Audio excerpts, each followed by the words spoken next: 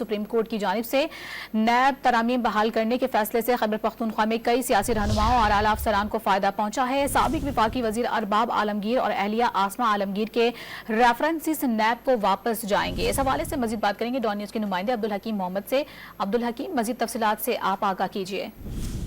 جی بالکل، supreme court of Pakistan کا جو نیب ترامیم کی بحالی کے حوالے سے فیصلہ آیا ہے تو خیبر پختونخوا میں کئی سیاسی اور جو سرکاری حکام ہیں ان کو فائدہ ہوا، جس میں ارباب عالمگیر اور ان کی اہلیہ آسمہ عالمگیر بھی شامل ہے، جبکہ کئی سیکٹری اور ڈی جیز جن پر کرپشن کے الزامات تھے، تو نیب اب اس فیصلے کے بعد جو ریفرنسز دائر کیے گئے ہیں 50 کروڑ سے کم، تو وہ ریفرنسز واپس جائیں گے۔ اس میں سابق صوبائی وزیر شیر اعظم وزیر کی بھی ریفرنس نیب کو واپس جائے گی۔ کل پشاور میں 189 ریفرنسز میں سے 170 کے قریب ریفرنسز نیب کو واپس ہو جائیں گے۔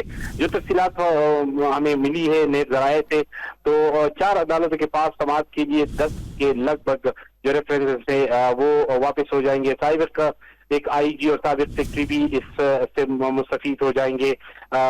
جو ترمیم بحالی ہے بی آئی ٹی اسکینڈل میں جو زیر حراست کچھ ملزمان تھے کرپشن کے حوالے سے، ان کا ریفرنس بھی دائر ہونے کا امکان اب اس میں آئے گا۔